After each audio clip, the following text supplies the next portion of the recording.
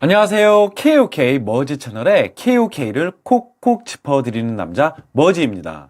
오늘은 구독자 한 분께서 KOK의 증여세와 상속세 관련해서 이메일 문의를 주셨습니다. 그래서 콘텐츠를 제작하게 되었는데요. 다양한 질문은 머지를 힘이 나게 합니다. 저는 세무사가 아니기 때문에 가상화폐 자산에 대한 세금 여부를 정확히 법률적으로는 알지는 못하나 저의 상식성과 대중매체, 컬럼 등을 통해 정보를 전달해 드릴 수는 있습니다. 제가 아는 선에서 말씀드리겠습니다. 결론부터 말씀드리자면 가상화폐 상속세와 증여세는 낼 수도 있다입니다. 이 뭔 개소리야! 네? 무슨 말이냐고요? 세금을 내면 내고 안 내면 안 냈지 낼 수도 있다? 황당하시죠? 2022년 1월 이후에 상속 및 증여하는 가상화폐의 경우 시행령 개정에 의해 가상자산 사업자로서 국세청장이 고시한 사업자의 사업장에서 거래가 된다면 1개월 1평균 가격의 평균액을 평가 가격을 정하여 세금을 내게 된다고 합니다. 더 쉽게 표현을 하자면 일반적으로 우리는 세금을 내는 자산은 부동산 금융상품 등의 형태이지요. 금융기관 관공서 등을 통해 대부분의 재산이 세무서에 노출이 되어 있습니다. 안심상속 원스톱 서비스를 통해서 피상속인의 재산을 한 번에 조회할 수 있습니다. 그런데 현재까지는 해당 서비스를 가상화폐 거래소에 존재하는 가상화폐 내역까지 연동이 되지는 않습니다. 또한 세무서 역시 가상화폐 거래소로부터 거래 내역을 수령하지 않으므로 내역을 알 수 없습니다. 즉, 다시 말씀드리자면 가상화폐의 증여나 상속은 세무서에 자진 신고하지 않는 이상 직접적으로 노출은 되지 않는다는 이야기입니다. 그래서 제가 세금을 낼 수도 있다라고 표현을 한 것입니다. 2021년 12월 28일 국세청에서 두나무, 빗썸, 코빗, 코인원, 대한민국 가상화폐 거대 거래소이죠. 가상자산 사업가로 고시를 하였습니다. 가상자산 사업가로 고시를 했다는 것은 세금을 부여한다는 의미이겠지요.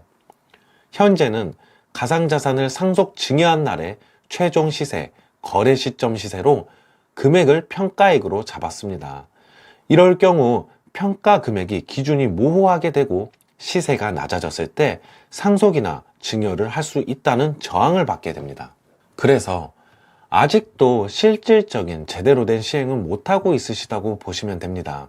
그리고 현재 우리나라에서는 암호화폐로 250만 원 이상의 수익이 발생할 경우 20% 세금을 부과하는 법안이 발의는 되어 있습니다.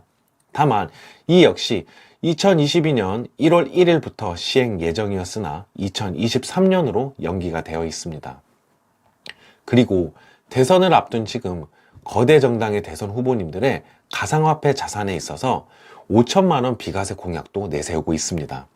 그만큼 가상화폐를 소유하고 계신 분들이 굉장히 많고 표심을 흔들 수 있기 때문입니다.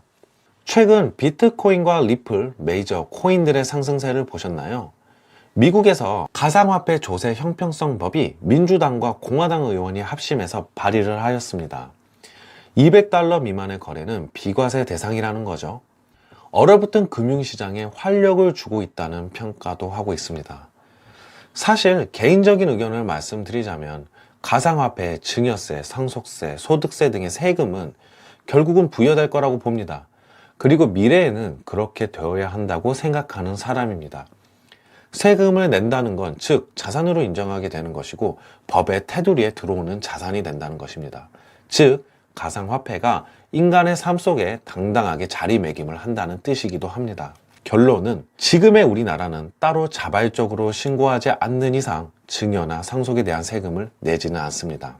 실제로 자산가분들의 가상화폐 상속과 증여를 많이 하고 있다고 합니다. KOK 같은 경우에는 스테이킹을 하면서 리워드 보상도 매일 하고 있죠. 자식들에게 프로토콜 경제의 이해도 돕고 경험을 하게 도와주시는 것도 나쁘지는 않을 것 같습니다. 젊은 친구들은 더욱더 유연한 사고를 하고 있고 팩트 중심이기 때문에 요즘 같은 어려운 시기에 자산을 만드는 방법이 될 수도 있겠죠. 하지만 모든 선택은 개인의 판단입니다. 오늘도 역시나 KOK 머지 채널의 머지였습니다. 구독과 좋아요는 큰 힘이 됩니다. 오늘도 행복한 하루 되세요.